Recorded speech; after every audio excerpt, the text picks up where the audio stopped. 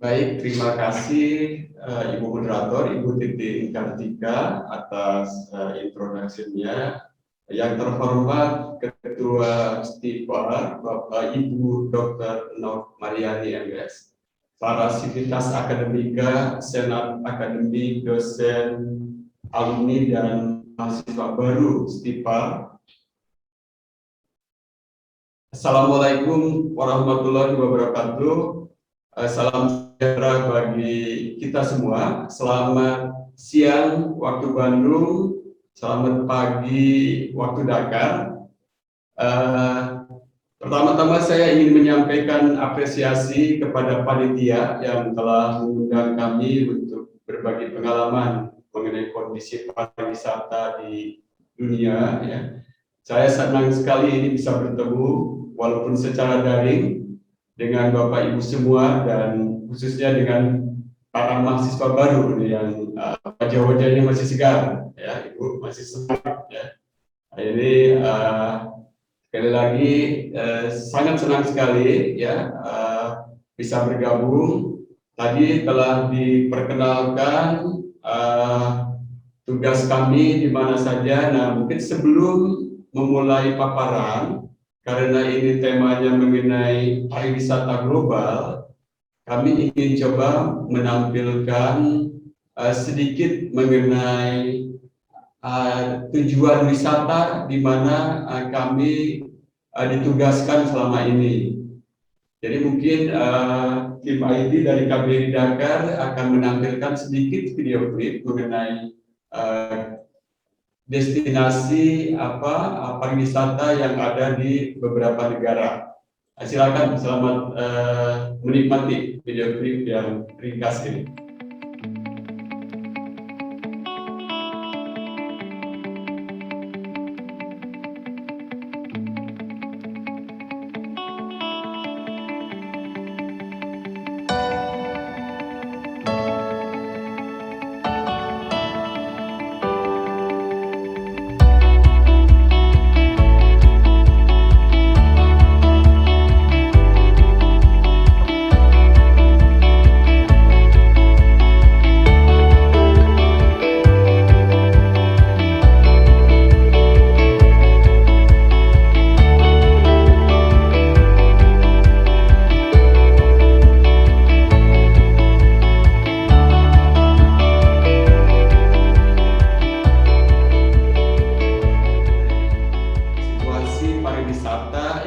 Kebetulan sempat saya mengunjungi negara-negara tersebut ya. Kalau yang 3 pertama yaitu di Pakistan, kemudian kedua di Paris, ketiga di London, dan saat ini di Dakar.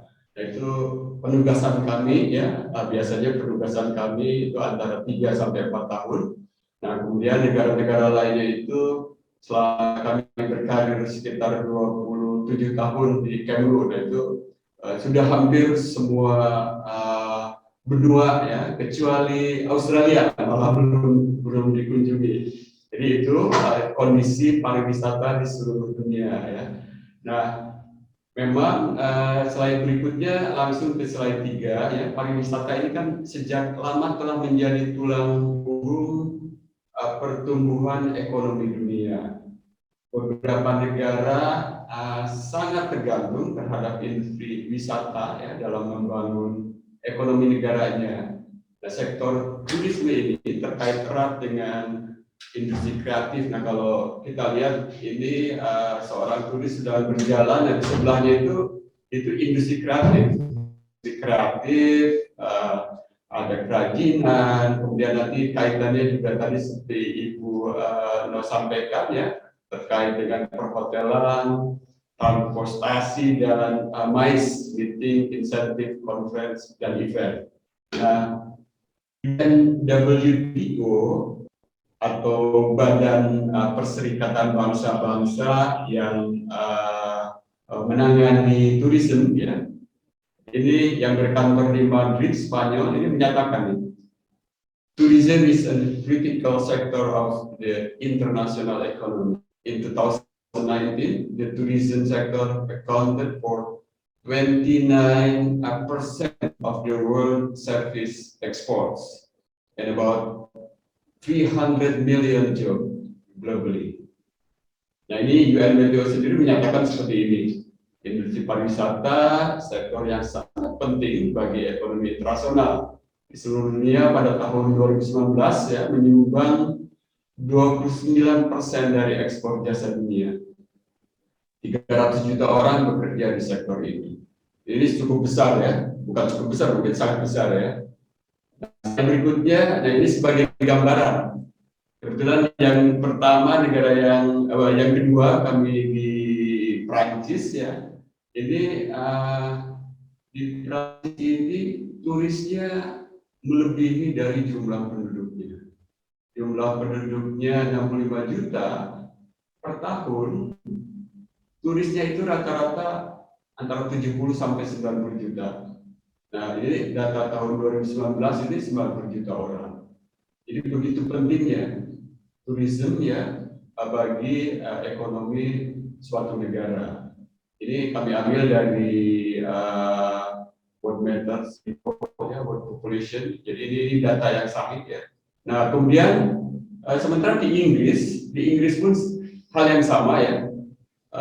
Walaupun tidak sebesar di Prancis, nah ini jumlah turis yang mengunjungi Inggris itu 40 juta per tahun dibanding jumlah penduduknya 56 juta 280 ribu orang ya. Nah ini di Inggris seperti ini dan sebetulnya di negara-negara Eropa lainnya ya, khususnya Eropa ini kan karena aksesnya yang mudah, jadi misalnya yang berkunjung ke Paris ya tentu ingin berkunjung ke Belgia, ke Belanda dan negara-negara sekitarnya, Spanyol, Italia ya. Nah, negara-negara Eropa karena aksesnya mudah ya dan sudah terintegrasi, ini turisnya sangat tinggi ya. Nah jadi bagaimana sektor pariwisata di Indonesia? Kita lihat di slide berikutnya ya. Nah, sektor pariwisata Indonesia di slide berikutnya, sebelum berkembangnya pandemi COVID-19, Indonesia menikmati tren positif di sektor pariwisata. Kenaikan jumlah wisatawan asing tercatat sebesar 7,94% untuk periode 2017 sampai 2019. Sektor pariwisata ini juga telah menyediakan secara langsung di lapangan kerja bagi 4,6 juta orang yang merupakan 3,7% dari total lapangan pekerjaan di Indonesia. Nah, bagaimana nih kondisi pariwisata di masa pandemi COVID-19 ini?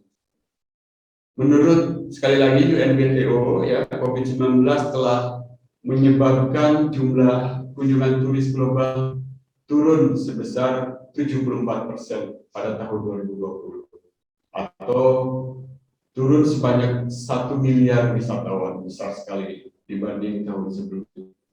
Nah, ini dampaknya sangat besar, kerugian hampir sekitar 1, triliun US dollar untuk ekspor revenue atau pendapatan ekspor ya. Serta hilangnya 100 hingga 120 juta pekerjaan di sektor pariwisata. Nah, dengan total kontribusi sebesar 5,8% terhadap perekonomian Indonesia, penurunan jumlah wisatawan asing yang tadi disebutkan sekitar 74% atau 4,5 juta orang di tahun 2020 telah berdampak negatif bagi perekonomian Indonesia. Jumlah devisa di tahun 2020 turun sebanyak 13,36 miliar ya, dibandingkan tahun sebelumnya. Nah, kelesuan ekonomi di sektor pariwisata ini turut menurunkan permintaan terhadap produk dan jasa ekonomi kreatif. 11, apa strategi pariwisata untuk bangkit dari pandemi COVID-19? Nah, ini Pak Menteri Pariwisata, Ibu Menlu, dan tentu jajaran kabinet lainnya ini sudah berupaya ya.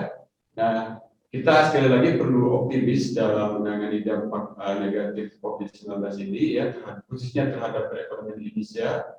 Nah, agar tidak kehilangan momentum, pemerintah Indonesia telah menyiapkan program serta strategi secara bertahap untuk bangkit pasca pandemi. Antara lain program belum sampai sana, masih yang tadi program ini Pak Sandiaga Uno ini mempunyai program yang namanya CHSE, Cleanliness, Healthy, Safety, and Environmental Sustainability. Ini yang disampaikan oleh Kementerian Parekraf ya, yang diluncurkan sejak tahun 2020. Jadi intinya kita akan membuka turis ya, yang dimulai dengan Bali ya, tetapi dengan menekankan yang tadi CHSE ini, sekali lagi cleanliness, kebersihan, healthy, ya kesehatan, safety, and environmental sustainability. Ini sebetulnya bagian dari program sekali lagi UNWTO ya, UNWTO Badan PBB yang menangani pariwisata ya. Tahun lalu ketika Bali Demokrasi Forum di Bali tentunya tim dari UNWTO sempat melihat ke Bali dan melihat kesiapan apabila turis akan dibuka lagi ya, khususnya untuk Bali untuk turis asing. Nah, kedua, masih slide ini kita lihat ada Ibu Menlu, Ibu Retno Marsudi juga ya. Kami di Kemlu khususnya melalui perwakilan RI di luar negeri ya, terus berperan aktif dalam menyiapkan diri ketika pandemi nanti akan berakhir. Nah, kami di perwakilan dengan berkolaborasi tentu ya, antara lain yang ditekankan oleh Ibu Menlu saat ini, kita memfasilitasi penyediaan vaksin. Jadi diplomat mengerjakan juga diplomasi kesehatan ya, khususnya saat ini untuk penyediaan vaksin di Indonesia. Nah, ini intinya agar lekas Indonesia ini tercipta yang namanya herd immunity. Ya, salah satunya dengan memberikan vaksin kepada penduduk Indonesia. Nah, slide berikutnya. Nah, situasi pasca pandemi tidak akan sama ya. Dunia akan memasuki situasi yang disebut sebagai new normal. Dampak kebijakan jaga jarak ya terhadap kapasitas atraksi wisata ya, seperti dilihat ini juga para pelaku wisata ini nampak di gambar ini memakai masker. Nah, ini salah satu bentuk dari new normal tadi. Kemudian yang kedua, dampak sanitasi dan kebersihan terhadap moda masih yang tadi ya. Nah, transportasi serta penyediaan atraksi wisata. Ini masih dilakukan ya, dan pergeseran jenis atraksi yang fokus pada faktor kesehatan outdoor seperti private tour tadi, ada juga yang mulai melakukan wisata virtual ya, dan lain-lain. Nah, slide berikutnya ya. Nah, untuk itu diperlukan solusi inovatif agar pelaku sektor pariwisata dan ekonomi kreatif ya ini beradaptasi pada situasi yang baru ini. Dalam hal ini diperlukan dua strategi utama. Nah, ini yang sebelah kiri tentu strategi komunikasi yang jitu ya. Nah, ini sebagai upaya untuk terus mempromosikan destinasi wisata di Indonesia, yaitu menggunakan media online dan digital. Ya. Kemudian narasi apa yang perlu dikembangkan? Nah, ini yang harus kita buat ya. Kemudian pesan-pesan baru apa yang ingin disampaikan kepada calon pengunjung. Nah, kedua ya, strategi yang kedua ya tentu mempersiapkan destinasi wisata di Indonesia yang sesuai dengan kondisi new normal tadi, yaitu diperlukan peningkatan investasi segar di sektor pariwisata dan ekonomi kreatif ya. Yang kemudian juga diperlukan upaya untuk prasarana dan prasarana pariwisata baru industri pariwisata ini. Nah, hal lain ya, slide berikutnya yang perlu menjadi perhatian dalam upaya pemulihan dan ekonomi adalah UMKM. Nah, ini UMKM ini tidak memiliki tingkat resilience maupun fleksibilitas seperti pelaku usaha lainnya dalam mengatasi COVID-19 ini. Nah, ini untuk itu perlu dihasilkan inovasi ya dan kebijakan khusus untuk membantu para pelaku UMKM. Kami di Kemlu sendiri membantu UMKM ini beberapa kali mengadakan acara online marketing, ya misalnya produk UMKM seperti yang terlihat ini. Jadi pembelinya dari berbagai belahan dunia ya, yang difasilitasi oleh seluruh perwakilan RI di luar negeri. Ini cara untuk membangkitkan UMKM dan memulai platform digital. Nah, sebelum mengakhiri paparan, kami ingin menyampaikan lagi sedikit video ini bagaimana new normal ya diterapkan pada pertemuan internasional, yaitu pada sidang United Postal Union. Ini badan PBB yang menangani urusan pos.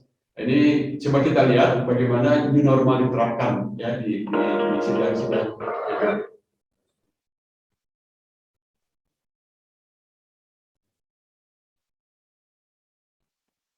Nah, bisa dilihat. Jadi sedikit.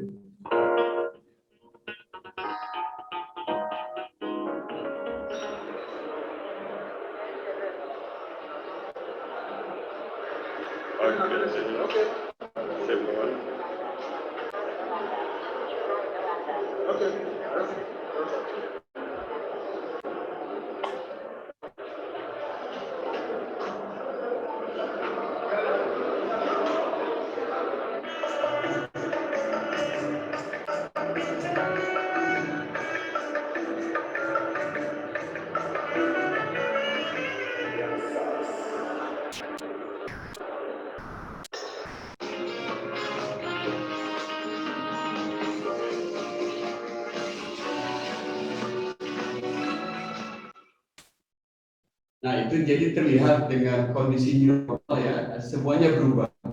Pertemuan tetap berjalan, namun demikian prokes kesehatan dilaksanakan dengan ketat. Ya, misalnya tadi bahkan dimulai ketika kita akan datang ke pertemuan di Abidjan atau di Pantai Gading tersebut. Kita delegasi PCR test dulu di Dakar. Setelah sampai di airport Abidjan, kami juga di PCR lagi, gitu ya. Tunggu sekitar 15 menit, ya sampai setengah jam. Apabila negatif, baru boleh keluar airport. Nah, tentu setelah masuk hotel, memasuki wilayah pertemuan UN tersebut, setiap ruangan itu prokes lagi. Dimulai ya dengan cuci tangan, dalam hal ini memakai disinfektan. Kemudian masuk ke dalam bilik yang ada semprotannya ya, jadi disinfektan lagi dengan uap disinfektan. Kemudian tentu security fisik ya, memasukkan tas kita ya.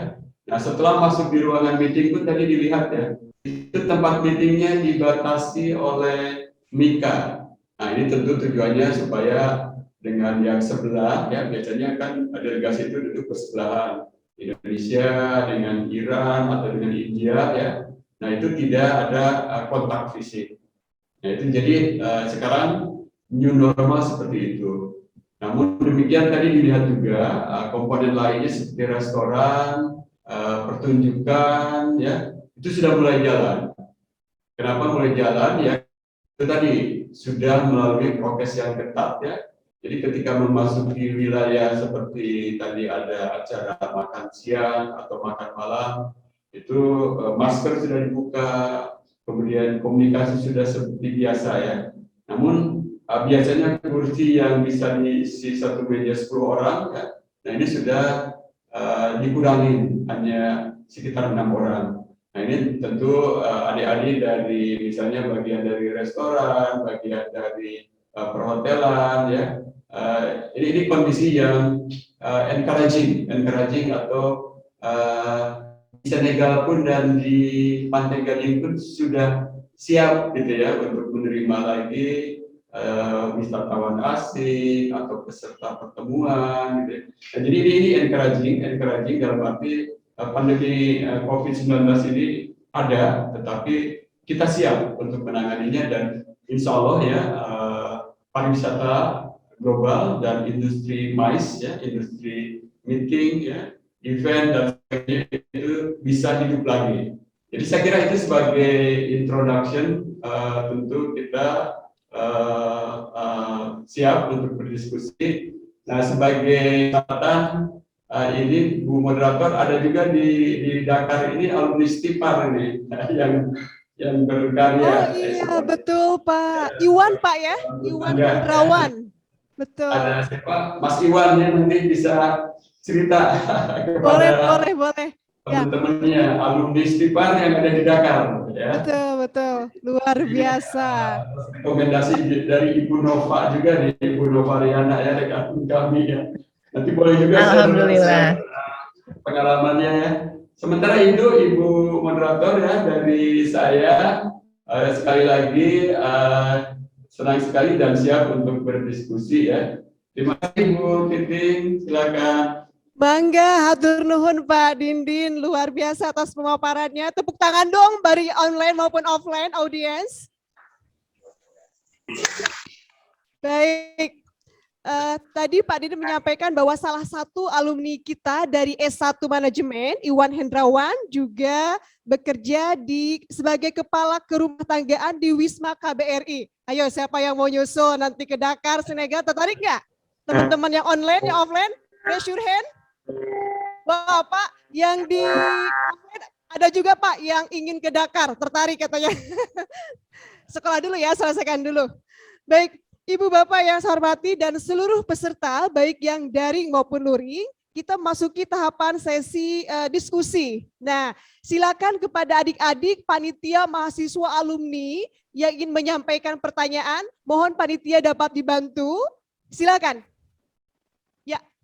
Ya, silakan. Mohon ya berdiri, dibantu menyebutkan nama dan prodi, lalu pertanyaannya apa. Mungkin kamera bisa diarahkan kepada penanya. Ya, silakan. Terima kasih. Assalamualaikum warahmatullahi wabarakatuh. Waalaikumsalam warahmatullahi wabarakatuh. Selamat siang Bapak. Nama saya Nova Pratama Putra dari jurusan Usaha Perjalanan Wisata. Izin bertanya, bagaimana perbedaan pandemi di sini dengan di sana, Pak? Apakah di sana terkendali? Sekian pertanyaan dari saya, Pak. Terima kasih. Baik, hatur nuhun awal dari Maba Prodi D3 Usaha Perjalanan Wisata. Nah, silakan mungkin Pak Dini bisa memberikan informasi seperti apa sih Pak di sana kondisinya pada masa pandemi ini. Baik, langsung saja ya. Terima kasih. Langsung saja Pak. Ya, jadi kondisi pandemi di seluruh dunia itu sama, levelnya yang berbeda. Misalnya negara akreditasi kami ini kan ada 8 ya. Nah di Senegal sendiri ketika bulan Desember kami tiba di sini itu dalam kondisi yang tinggi. Bahkan pada bulan Desember tahun lalu itu diterapkan kalau di kita mungkin PPKM ya. Di sini namanya curfew itu jam malam. Militer ikut deploy, ikut ditugaskan ya untuk menjaga jam malam. Intinya untuk mengurangi kerumunan ya, karena sekali lagi yang namanya pandemi COVID ini kan menyebar melalui kontak fisik. Nah, sementara sama kondisi di Senegal ini kan seperti negara berkembang lainnya ya, ekonomi informal seperti pedagang kaki lima itu biasanya sampai tengah malam. Nah, makanya di Dakar ya itu diterapkan jam malam. Nah, tapi sampai awal tahun 2021 ini semakin menurun ya. Nah, tetapi kemarin ketika di sini bukan Idul Fitri yang ramai, Idul Adha, itu naik lagi ya. naik lagi, jadi fluktuatif sama seperti di Indonesia. Di Indonesia juga kan sempat turun ya.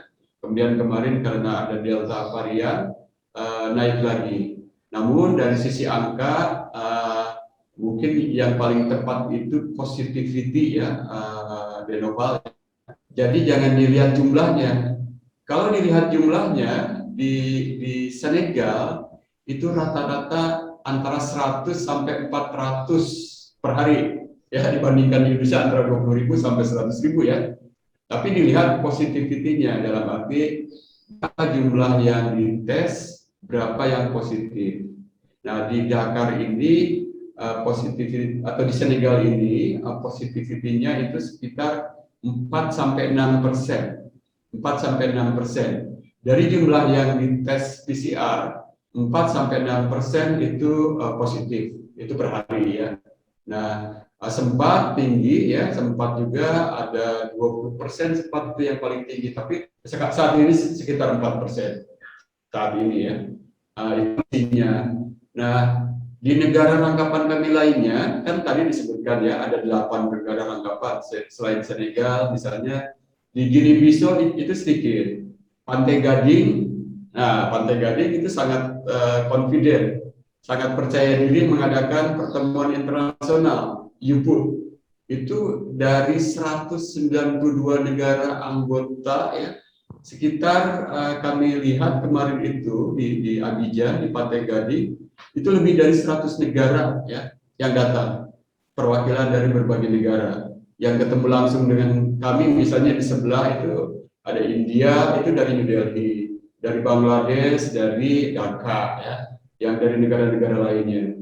Jadi ini kondisi penyebaran COVID di Afrika. Jadi alhamdulillah di sini tidak sebanyak di Asia ya. India kan sangat tinggi, ya, selain Indonesia juga ada Malaysia yang sangat tinggi. Nah, jadi dengan COVID yang tidak terlalu tinggi, aktivitas ekonomi juga cukup berjalan dengan baik. Itu saya kira jawaban dari saya, mudah-mudahan menjawab ya. Baik, hatur nuhun Pak Dindin. Novel, is it answered? Ya, terjawab ya? Pertanyaannya baik. Apakah masih ada teman-teman di online? Saya coba cek terlebih dahulu. Atau teman yang di offline? Ya, silakan. Iya, dari prodi mana? Mangga, oke. Jadi Pak Dindin, kita melaksanakan prospek ini secara hybrid, Pak. Jadi di aula kami sekitar ada 30 mahasiswa maba dan sisanya melalui online. Silakan sebutkan nama dan prodinya. Tunggu sebentar ya, di setting make up, make up, make.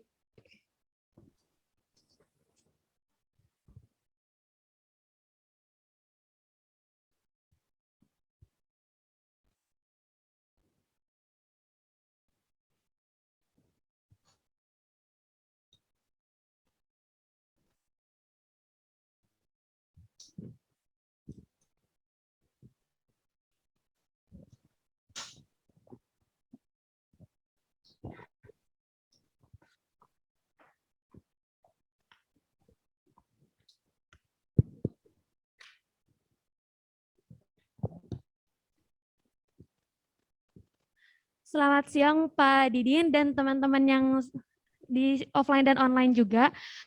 Mohon izin bertanya Bapak, untuk beberapa waktu lalu adanya pemberian sertifikat dari CHSE ya Pak ya, ada Cleanliness, Healthy, Safety, and Environment. Itu digunakan di sertifikat CHSE itu hanya berlaku untuk setiap hotel bintang 5 atau restoran atau untuk para kantor yang lainnya juga Pak? Terima kasih. Oke, pertanyaannya Pak Dindin, apakah policy CHSE ini di seluruh sektor atau bagaimana Pak? Atau mungkin bisa dikembangkan bagaimana CHSE mungkin di Senegal juga barangkali ya Pak Dindin? Iya. Baik. Jadi itu istilah ya, CHSE itu memang sertifikat ya, intinya untuk menerapkan prokes. Ya. Ini karena standar atau istilahnya best practice dari UNWTO ya, nah ini masing-masing disesuaikan dengan negaranya. Nah, kalau di Indonesia mungkin saya belum tahu apakah ada sertifikat atau tidak ya. Nah, ini seharusnya ada ya karena sudah jadi standar. Sekali lagi yang namanya UN itu tugas utama Badan PBB itu membuat standar yang baik ya. Nah, salah satunya untuk masa pandemi COVID ini yaitu membuat CHSE. Nah, ini dilihat apa saja yang misalnya di hotel ya, mulai dari masuk ada cairan disinfektan, kemudian apakah di ruangan juga ada, kemudian kursi di restoran hotel tersebut seperti apa. Itu ada aturan-aturannya yaitu yang disesuaikan dengan best practice ya atau standar dari UNWTO. Nah, apabila ingin berlaku global ya tentunya harus diterapkan kepada semua yang menerima wisatawan asing, gitu ya. Makanya saya tadi sampaikan UNWTO ya Badan PBB itu sudah berkunjung ke Bali dan melihat kesiapan Bali untuk menerapkan CHSE. Nah, tentu tahapan berikutnya ini terus ditingkatkan kepada wilayah-wilayah lainnya. Tentu Jakarta, Bali sudah lah ya, apalagi hotel-hotel yang berbintang 5. Nah, untuk di Senegal sendiri atau misalnya kemarin saya di Abidjan ya, hotelnya sudah menerapkan itu. Makanya Badan PBB ya UBU itu memberikan rekomendasi hotel-hotel yang bisa diinapi oleh delegasi dari seluruh dunia. Gitu. Jadi itu seperti itu ya. Sekali lagi ini kan Badan PBB saling tukar informasi. Universal Postal Union, UNWTO yang tourism. Nah ini ada saling informasi. Jadi sertifikat CHSE tentu tahap demi tahap diterapkan kepada semua hotel ya dan restoran. Nah di sini juga restoran-restoran yang sudah buka itu menerapkan CHSE tadi, gitu ya. Kalau tidak ada misalnya disinfektan atau ya kita juga agak enggan ya masuk ke restoran itu. Seperti itu. Mudah-mudahan menjawab pertanyaannya. Baik, hatur nuhun Pak Dindin. Pak Dindin ini pertanyaannya, wah ini cukup antusias dan ada 2 pertanyaan secara online. Saya akan undang langsung nih buat Imelda dari Prodi Usaha Perjalanan Wisata. Karena begini Pak, melatih, menyampaikan pendapat, pertanyaan juga bentuk latihan Pak ya. Apalagi katanya, wah ini narasumbernya Pak Dubes nih katanya. Ini sekali latihan ceritanya. Mangga, silakan Imelda. Kita undang. Halo, selamat siang, Bapak Selamat Ibu. siang. Halo Imelda. Imelda boleh tahu di mana? Saya di Posisinya? Pemalang. Pemalang. Silakan bertanya Iya. kepada Pak Dubes langsung. Saya ingin bertanya, apa ketika wisatawan mengunjungi Senegal, seperti di Indonesia sendiri kan ada karantina di. Baik, terima kasih Imelda. Ya kita sudah menangkap kayaknya sinyalnya kurang stabil. Ya, jadi saya ulangi, Pak Dindin, bagaimana sih penanganan wisatawan kalau mau ke Senegal? Apakah juga ada tahapan karantina seperti di Indonesia? Silakan Pak Dindin. Ya, terima kasih Imelda ya dari Pemalang, pertanyaannya sangat bermanfaat, ini informasi penting nih. Jadi sekali lagi tiap negara itu berbeda ya. Nah khususnya untuk di Senegal itu tidak ada karantina. Yang penting punya sertifikat PCR tes negatif berlaku 5 hari. Gitu. Jadi kalau Imelda mau ke sini PCR dulu lah sehari sebelum berangkat, gitu ya. Nah, karena perjalanannya itu yang paling cepat lewat Turki ya, itu 2 hari perjalanannya karena ada transit. Nah, jadi masih berlaku ketika sampai di Dakar itu langsung perlihatkan di airport ya. Setelah urusan visa selesai tentunya dan sebagainya itu sudah bisa langsung ketemu atau menginap di hotel atau ketemu keluarga. Jadi di sini tidak ada yang namanya kewajiban karantina. Sama halnya di negara akreditasi kami ya, selain Senegal, ketika kami ke Guinea-Bissau, ke Sierra Leone, ke Pantai Gading, ya. Nah, saya sudah ke 4 negara ya, dari 8 negara akreditasi. Sementara ke Mali, ke Guinea, ya, ke apa? Cabo Verde juga sudah, Cabo Verde ya. Nah, yang 3 negara lainnya itu belum. Tapi dari informasi itu tidak ada yang namanya kewajiban karantina, ya. Itu Imelda. Jadi kalau mau ke sini segera ya, mumpung tidak ada karantina ya Imelda. Oke, baik. Hatur nuhun Pak Dindin. Dan satu lagi dari mahasiswa UPW ini aktif sekali ya, kan mungkin udah nggak sabar pengen jalan-jalan nih kalau usaha perjalanan wisata itu ya. Silakan, ini dari Osin Jelau. Halo Osin, selamat sore. Osin suaranya? Iya, Kedengaran nggak, Bu? ya, silakan Osin.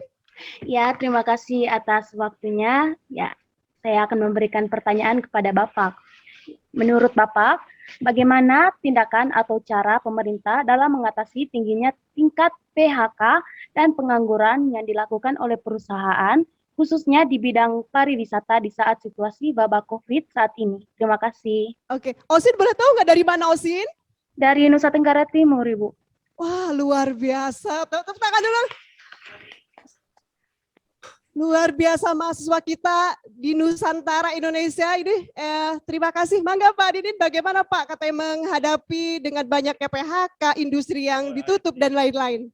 Ya, Osin, terima kasih pertanyaannya. Ini sangat penting ya. Tadi seperti disampaikan di paparan saya ya, UNWTO sendiri melihat itu berapa ratus juta ya yang kehilangan pekerjaan di sektor wisata. Nah ini jadi memang bukan hanya di Indonesia, isu PHK ini ya, di berbagai dunia. Kami di Dakar melihat hotel yang sangat besar itu terpaksa direnovasi. Jadi memanfaatkan kekosongan tamu ya. Hotel yang paling besar ini ada King Fahd. King Fahd itu Raja Fahd ya, dari dijadikan nama hotel. Hotel mewah itu direnovasi besar-besaran. Nah ini dalam rangka memanfaatkan ya, dalam tanda petik ya, memanfaatkan kondisi yang kurang baik, ya misalnya hotel-hotel direnovasi gitu ya. Nah yang PHK, yang di PHK tentu ada juga dari hotel semacam kompensasi ya. Ada yang memang masing-masing hotel mempunyai kapasitas masing-masing ya. Ada juga yang mungkin terpaksa beralih profesi ya atau sementara. Namun sekali lagi kita harus tetap optimis ya, setelah COVID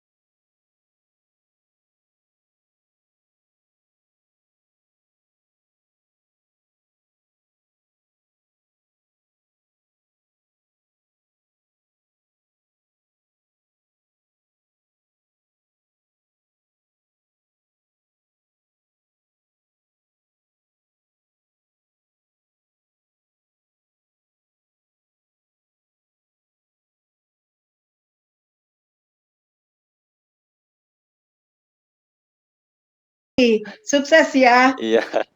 Kepuasan Ibu, bagi terima kasih, dosen Ibu Diana. adalah ya jika mahasiswanya bisa hebat